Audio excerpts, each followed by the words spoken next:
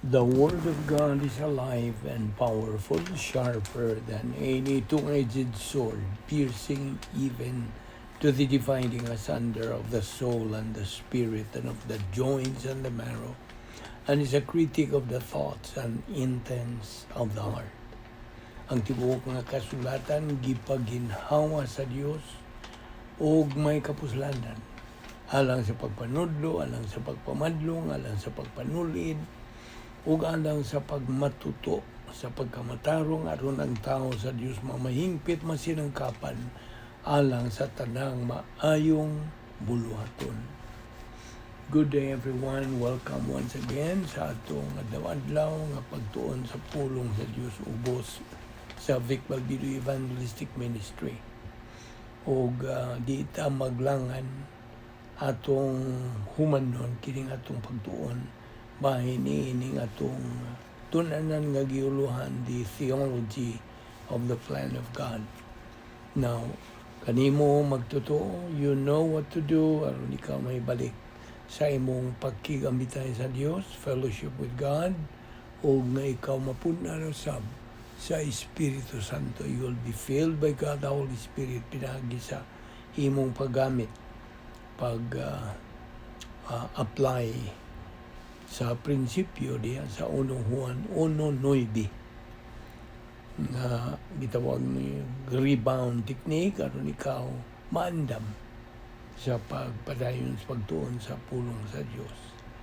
Apanalang kanimo dili pa magtotoo, it is faith alone in Christ alone.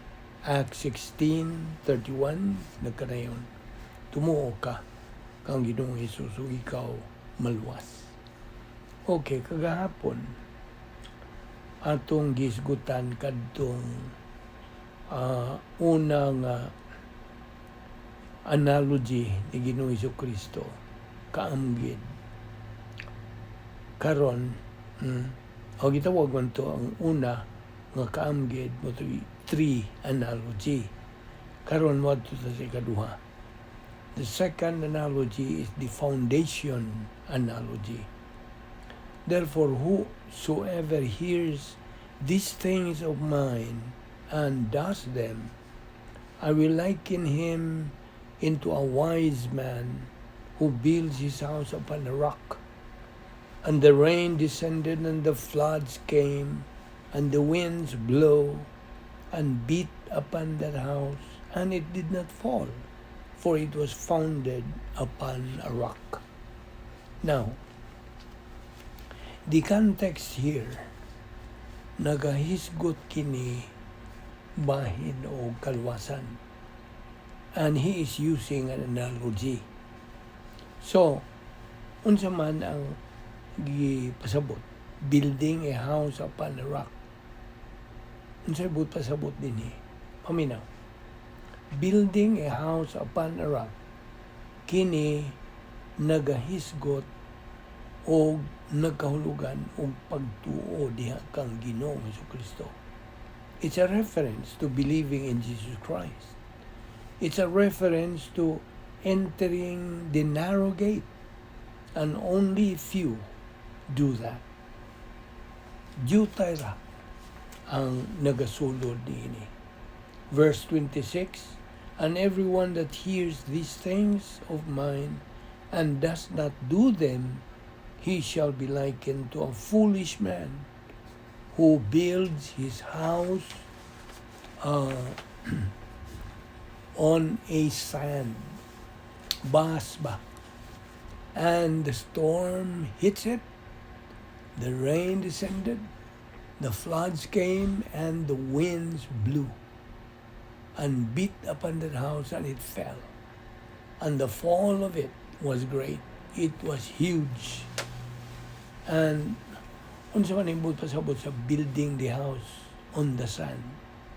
Well, building the house on the sand, kini nagahisgot sa pagsalikway kang Kristo ingon nga manluluwas. Tungod kay sa diha nga ang unos of divine evaluation hits it, matumba kini, mahagba kini, it falls.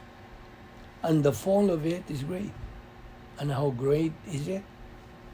Just think, to suffer forever and ever and ever and ever and ever. Now, hinumdum ka ba niya itong dato na tao? Now, he was only in torments, you see. In Luke 16, 9 through 31. And what did he want? Sa iyang boat nga may tabo, send Lazarus that he may touch the tip of his finger in water and touch my tongue. One drop of water. Ano naalala?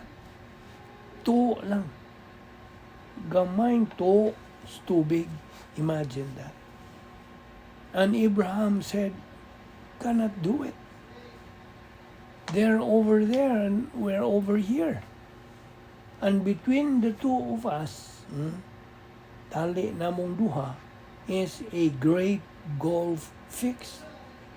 And not even the biggest bridge is extended to it yet. Imposible. Bueno, ipadala si Lazarus back to my father's house. I've got 5 brothers, lest they also come to this place of torments. No, we cannot do that.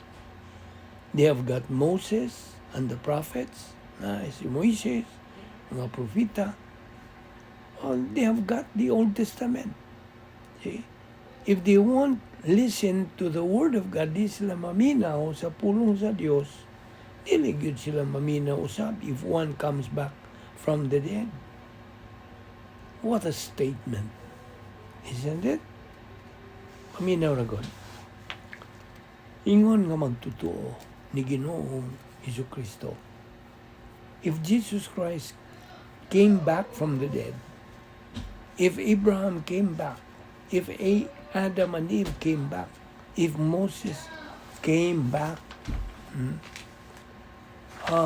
if Abraham or Sarah or Jeremiah or Zechariah or Daniel came back, we have a more sure prophecy.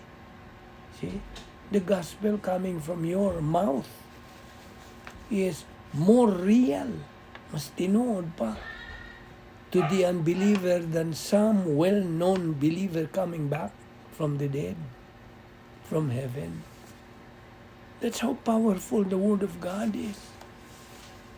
Kita nimo unsa ka gamhanan sa pulong sa Dios. Minal God. The testimony from your lips of the gospel message mas tinuod pa kini than somebody coming back from the dead. O ba nimo na masabti? And if they won't listen to the Word of God, dili sila maminaw sa pulong sa Diyos from your lips. Dili gyud sila maminaw to that somebody who is coming back from the dead. Ibaw ka. If it were announced, kung paibaw pang si Ginoong Jesucristo, mutudlo siya sa Romans chapter 9 dinhi, aron niining atong pagtuon niini. Do you know who would be here? The same people who are here right now, who are listening niining atong mensahe. Tungod kay ang pulong sa Dios mao ang gitudlo. Si Pedro nagkanayon di sa 2 Pedro kapitulo 1. We have a more sure, a more certain word of prophecy, under which we do well that we take heed as unto a light that shines into a dark squalid place, namely this world. Kinigong squalid nga pulong, meaning kini filthy, dirty. You see, it's more real than being on the Mount of Transfiguration and seeing Jesus Christ sa iyang resurrection body, transformed from his mortal body to his immortal body. So si Pedro ngayon, I was there. I saw him. Ako nakita siya, along with James and John. And I heard God the Father's voice come booming out of heaven, saying, Peter, shut up and listen to my son. So, akong nadungog ang tingog with my ear. Akong nakita ang iyang binanhaw nga lawas, resurrection body, with my eyes. And we have a more sure, a more certain word of prophecy unto which we do well and take heed. Ang Biblia, mas tinuod pa than anybody coming back from the dead. Ang Biblia, mas tinuod pa kay ang pagkakita diha kang Kristo in glorified body as He will return at the time of the second advent of Christ to the earth. You want reality in life?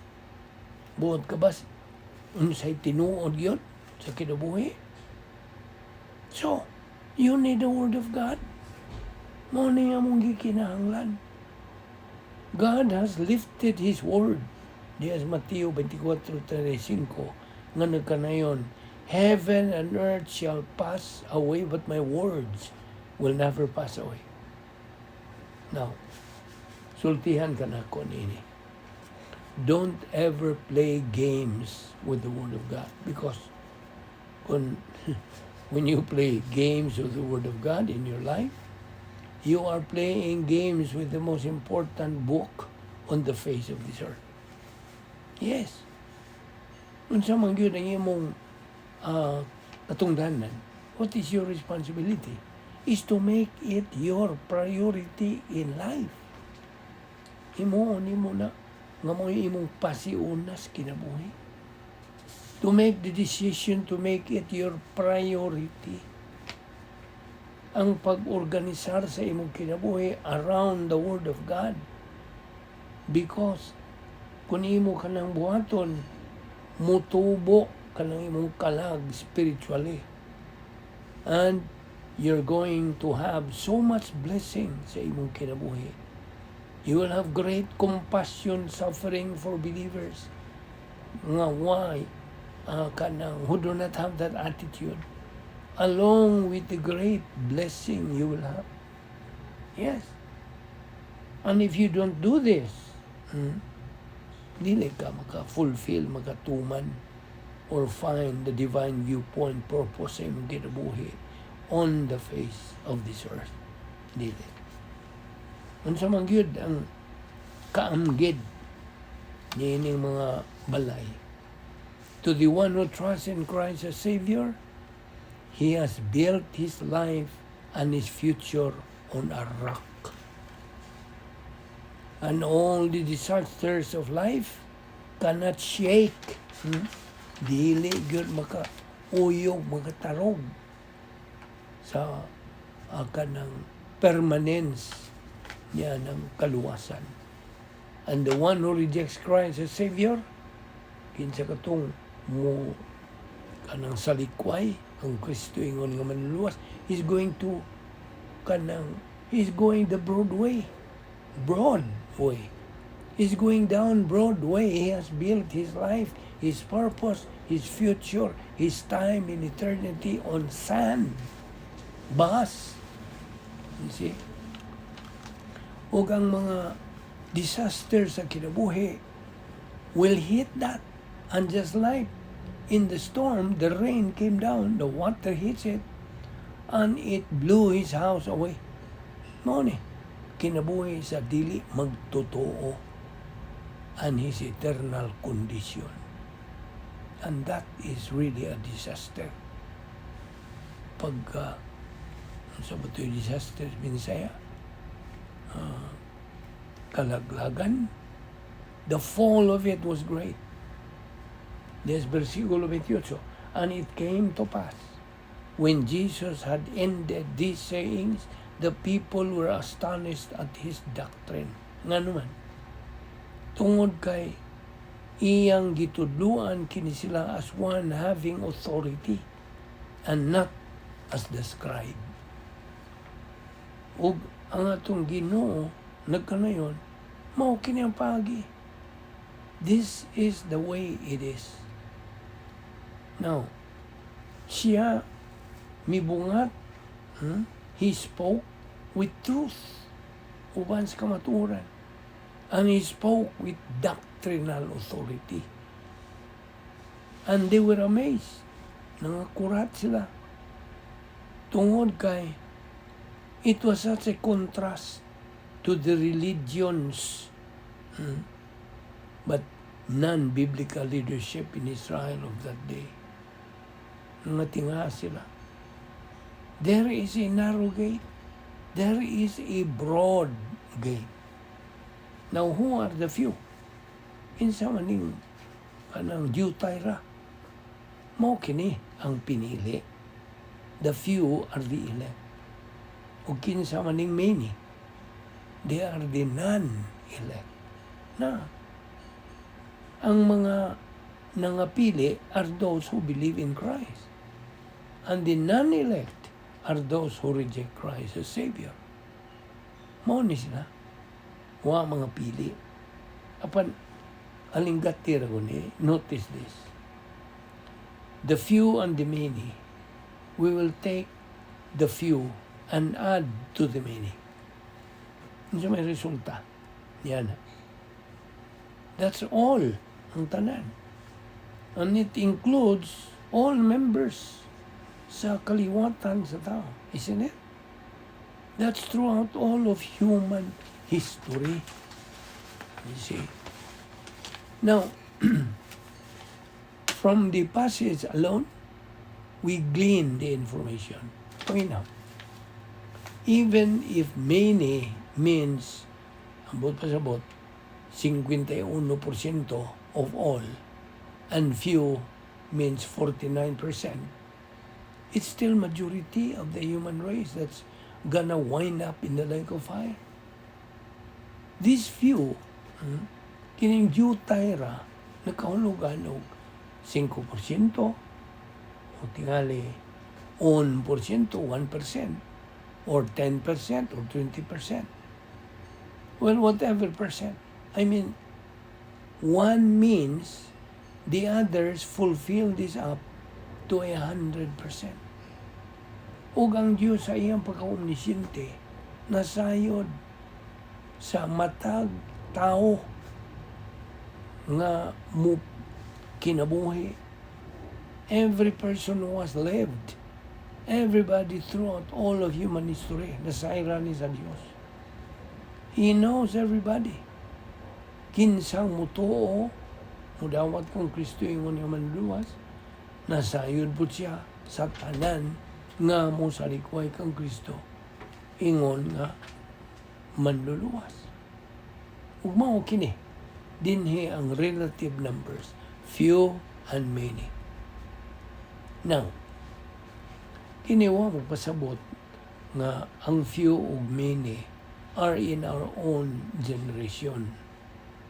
It could be few that are saved in our own generation and many that are not. Or it could be many that are going to be saved in our own generation and a few that are not. We don't know. Ang Diyos ra ang nasayod niya na. Gusto? Apan, tuganan ka na ko. I'll tell you. And you will find out. Spread the gospel. Isangyaw ang mga balita sa kaluwasan. Witness for the Lord Jesus Christ. Kung buod ka to find out whether or not somebody is saved, go out. Give them the gospel. Hatagi sila. Pasabta sila. Ibutyag nga to kanila. You will find out. Mao kaniya nga itong pribilehiyo. That's only our responsibility. It is a debt that we have. Utang na to ni. Not a financial debt. It's a spiritual debt. We are indebted as Romans 1:14-16. Paul says, I am a debtor. Utangan ko. I am a debtor of the unsaved, to the wealthy, to the poor, to the educated, to the uneducated, to the barbarians, to the non-barbarians, to the wise, to the fool. What was true of Paul, it's true of every believer in Jesus Christ. Kasabot ka. Now, ang ikalima nga point of ignorance, there is a fifth point of ignorance, being dispelled. The arrogance of the sovereign, righteous control of divine imputation of eternal life to individuals who believe in Christ as Savior, and the divine imputation of eternal judgment to individuals who reject the Lord Jesus Christ as Lord and Savior. Ninhi na human ang atong dissertation, pagtuki, bahin ni ining atong topic, the theology of the plan of God. Magampot ta salamat o Dios nining grasya nga mong gipahimuslan. Matamis kay gayon sa among pagtuon sa imong balaang pulong. Salamat nining ministry nga imo pang gipalahutay hangtod karon. Kamita lamang kini in a mighty way kung sumala sa imong kamubuton. Hinaot kadtong nakadungog niini makakatong sam will be challenged, will be motivated to continue sa ilang espirituanong pagbuylo ingon nga mga magtutuo. Salamat sa Balbido Evangelistic Ministry. Kining tanan among gipasalamatan sa ngalan ni Ginoong Hesukristo. Amen.